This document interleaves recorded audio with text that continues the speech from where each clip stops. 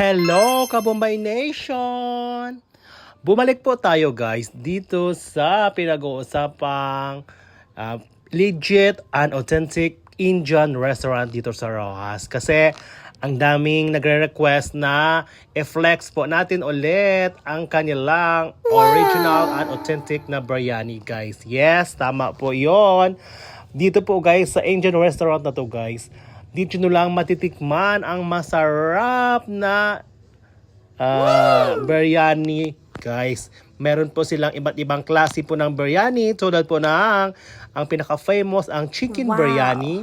Meron din po ditong mutton biryani, fish biryani, at syempre meron ding vegetable biryani at ang pork biryani guys. O di ba?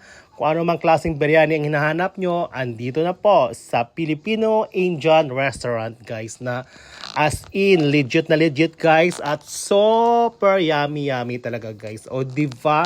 Kaya sa mga nagtatanong dyan, halina po kayo, punta na at tikman ang masarap na biryani dito sa The Filipino Indian Restaurant, na makikita lang po yan guys sa Makinis Street, Rojas City. At kung gusto nyo magpa-deliver guys, meron din po silang delivery via Maxim guys. O diba, saan ka na?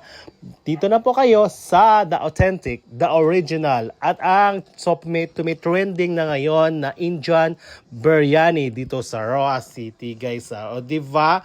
Kaya papahuli pa po ba kayo guys? Tara na, kumain na po kayo sa The Filipino Indian Restaurant. Okay? Follow Uncle Dave nyo for more. At oo nga pala guys, nagsiserve din po sila ng mga Filipino foods. O diba?